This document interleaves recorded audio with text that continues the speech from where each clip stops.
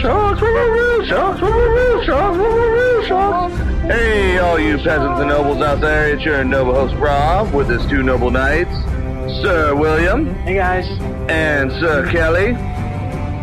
And we're going to be talking about that Game of Thrones Episode 4 recap on Real Sharks podcast today. Alright, everybody. So first and foremost, Real Sharks, YouTube. Always go and visit us there. And make sure you guys like and subscribe to our content. We always enjoy to hear you guys' replies and comments as well. So make sure you guys say something at the bottom. Thanks. Alright, so what did you guys... Let's get started here. So that episode, last episode we were wrong. We all anticipated it was going to be a filler type episode. I mean, it was. Well, in some parts. In the beginning, yes. Yeah. They are our episodes because it's they're trying to wrap it up and everything. But, so that's why I was like, half of it was actually a filler. And the rest of it, I guess you could say, was a normal, kind of normal game changer episode. Yeah. So what did we see? We saw them burying the dead. Said goodbye to Jorah. Yep. Yeah, we said goodbye to Lady Mormont.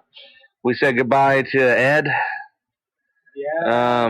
Theon. We said goodbye to Theon, which was weird, Sansa crying over him. I mean, I understand they had a relationship, but man, I didn't know it was like that deep, what I mean? I think it was because they bonded over Ramsay and stuff like that. Well, and them being on the run for so long. Him giving her away and watching it all. Yeah, they bond. There's a lot of bonding there. She put the Stark pendant on him. Oh, yeah, I saw that. He's the Stark hand of the king. All right, so, it was a good episode. We saw the rift between Sansa and Dany, of course, happening. And what do you guys think about that? What do you guys think about that rift? Isn't that the biggest kind of thing? Since the seasons began, just like Sansa's never been about her. She said that she didn't want, the North was never going to, accept the Southern ruler, let alone a Targaryen. So I can kind of see that, but do you guys think that she, maybe Sansa's being a little too hard on her? Honestly, no, not at all. You don't think so? No, really? No, because, like in how they've said before, they don't trust anybody but the Northerners. It's always trusting them because of how many times they've been betrayed. Part of it to me seems like Sansa doesn't want to see Jon die again, basically. Mm-hmm. She doesn't want to see him get betrayed. In a book perspective, I just want to push back on a book perspective, and this, of course, we're talking about the show, apples to oranges. But book perspective, Sansa and Jon don't really have a relationship. I mean, it's kind of a off the cuff, she knows he's a bastard kind of thing. Part of the family, not really part of the family. So let's talk about that party, though, that they had. First they named Gendry Lord of the Stormlands. I called that. I knew that was going to happen. Yep. Because he's Robert Baratheon's bastard. So, of course, there was no Lord of the Stormlands. So, I thought that was pretty cool. I thought it was cool. I liked it. You guys like that? Yeah, I thought it was good. She basically called everybody out and says, who's Lord over there? And no one can come up with an answer. And she kind of... Well, the person was dead. I mean, how can you say, oh, yeah, it's this guy? No. Most of these places have no ruling people anymore. No Paramount Lord? Yeah, no Paramount Lord. And see, what's funny, I wouldn't have wrote it like that. I actually am kind of disappointed in the way it happened. Because personally, I wanted it to be more of a sense of like, when he got set off on that boat, he was rolling off into the fog. And then I was kind of hoping there would be a scene later on in this season maybe where he's rolling back in. His arms are super buff, right? And he's just like, I'm ready. I'm ready to take over the Stormlands. Shirt off. He's just... Shirt off, anything. I'm Gendry. Yeah. He's like, screw it. I'm calling myself Gendry Baratheon. I don't care what anyone says. Play by my own rules. All right, so we saw that. But now let's get into an interesting subject debate that we want to actually have on the show. Is Dany turning into the Mad King or the Mad Queen? I want to actually ask you guys this. It was actually brought up by Sir William here. I want to know what you guys think about this. So I'm going to let you guys go ahead and duke it out here. So I'm just going to go gloss over this because we don't need to go too deep into the Mad King, but we know that, just for the people that don't know, the Mad King was, he wasn't really mad to begin with. He was actually kind of nice, kind of like what Dany was. Yeah. He was for the people. He did a lot of things. And he was married to his sister, correct? Yeah, he was married to his sister wife. And everything was all right, but it's kind of like what happened with Dany, where he kind of started fearing things. His best friend, Tywin Lannister, he he kind of sent him away, took his son from him, and made him a Kingsguard so he wouldn't have any heirs. He was mad because Tywin.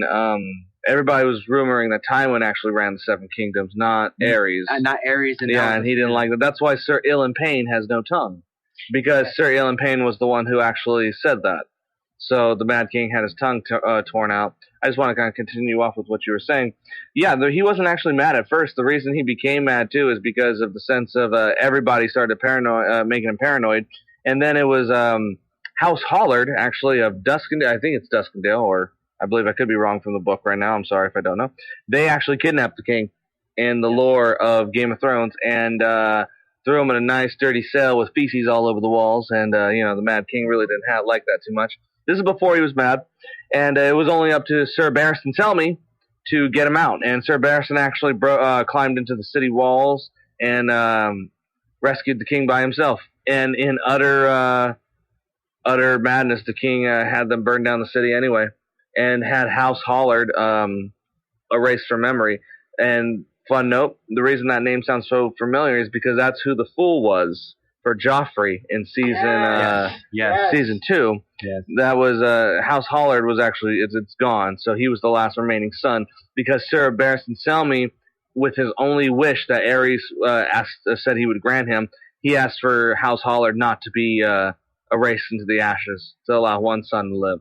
Go ahead and continue off, Steve. Yeah, but that just that. So that's all I wanted to kind of say. So it's sort of, she has more in her father in her than she realizes. Yeah. And her whole character has been, since we've seen her rise with the dragons, has been, I am not my father. I am a new Targaryen. And her whole thing, where Tyrion said, what are you trying to do? Reshape the wheel? And she herself said, I'm trying to break the wheel. But is she enforcing it? I mean, we could just skip all the way to the end and for her character. She's pissed. She was pissed this whole episode. Might I add, really. too, she has not been challenged in the sense of, by someone else that has as much claim as she does as well. She made that power move. It was always a sense of the Iron Throne was a entitlement for her. Yes, exactly. So, but when she was looking around during that little party scene, I couldn't help. Maybe it was just bad audio, or maybe it wasn't. I mean, help me out, guys. I don't know if there's any articles on this. Did you guys hear the background scream of "Burn them, burn them all"? I heard that. I don't know. I think that was in the scene. I'm not 100% sure, but it sounded like it said like he was saying "burn them." Burn them when they were cheering, and she was looking around. Yeah. When everyone was loving on Jon Snow, especially Tormund. Man, that was Tormund. Yeah, when he was Tormund Giantsbane, man, he's such an awesome character. Yeah, oh my. Well, he made so many scenes so awkward. Yeah. But let me get my point across. Do I think Dany will become this mad queenish type thing, or is she really already that, and she's personifying it? Maybe. She's done some really bad things. As the lore has said, the gods flip a coin every time a Targaryen is born, and it's either they're either genius or they're madness. We could very well find out. I mean, like you were saying, Aerys wasn't mad to begin with. A lot of Targaryens aren't mad to begin with. They all become mad later on. And the Targaryen, I forget his name, the Targaryen, the wall thing. Oh, Maester Aemon? Yeah. Aemon Targaryen, yeah. Targaryen. He was, and he's right, because she was not looking at Jon Snow as a kin. She was looking at him like, I will burn you type of thing. So, yeah. Do you guys think so? I think if her power, it's going to be interesting to see her power challenge more and more as we did in that episode. She's getting kind of down to her back against the wall here, with Melisandre's death. Mm-hmm. We saw on the show. And before we skip too far ahead, then, during the midst of this night of festivities, Jon had a little rap at his chamber door, and it happened to be his aunt walking in and basically trying to get some of that snow. That little snow action, you know what I mean? Playing the snow? Yeah, she wanted to play in the snow. We're a bad podcast. Anyway. But, then he basically rejected her, yeah? Yeah. It was interesting because, she confessed her love to him. She did. And I know for a lot of people this is like, oh man, it's so sweet, but I just could not get over that jam, bro.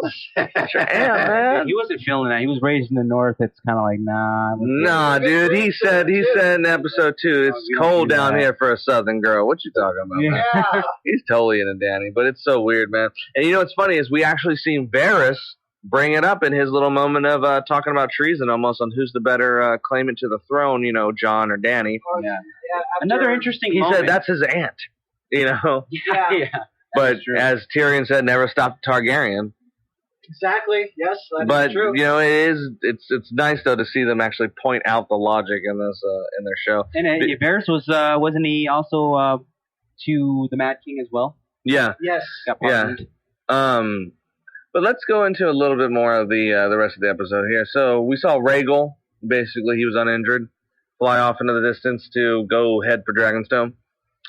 And then I'm going to get to the point of where I didn't like the episode. And this is where I'm going to be taking kind of a turn against HBO and the whole show is bad writing. I think there was a lot of bad writing this episode. I think so much. Especially, I'm tired of seeing. I know a lot of people are going to be like, "Well, this is Game of Thrones, man. This is how it is."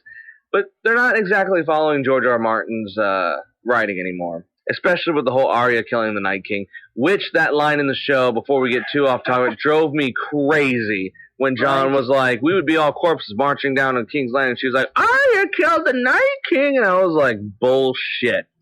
That's a slap in the face, I think. Yeah, that was a huge slap in the face.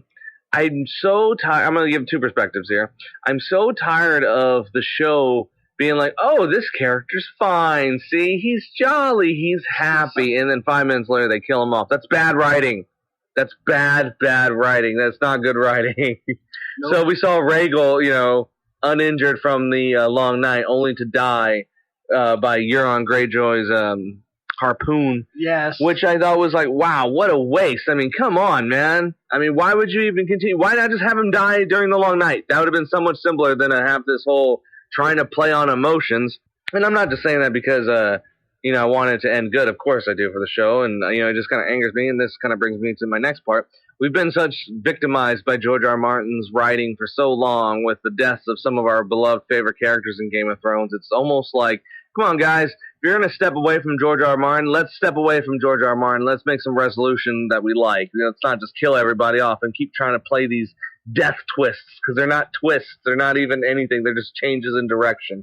I mean, you're not really focusing on the character. You're just killing them off just for the sake of making the audience go, oh, no. Yes, I totally agree with you. I feel like they just did this so they can even the odds and make it a fair fight with Cersei, which also kind of just goes back to more poor writing with the 3rd episode, because you're telling me that the Night King and the Infinite Dead could not take out another dragon, but some dude in a harpoon who just happened to wait a mountain perfectly shoots the dragon 3 times and just takes it in down. The chest, in the throat, It kind of I get what they're doing. They want to make him more scary and powerful, like they're not to mess with in the Golden Company, that they're strong. But does it just diminish the fact that they just got rid of a dragon just because of a plot advancement? Just for the sake of like, okay, we're trying to even the odds now. Now we're trying to make it like it's Game of Thrones. Because she could have just easily clobbered Cersei with the dragon. Yeah. Well, you know, after I saw the death of the second dragon, it kind of made it clear to what you actually said from our first episode, or second episode, that they can't have any more dragons. Yeah, all the dragons have to die. Dragons have to die. To me, this is a step towards possibly seeing Dany turn into the Mad Queen. Because Dany, as I said, Dany has to die. Another dragon, one of her children. Yeah.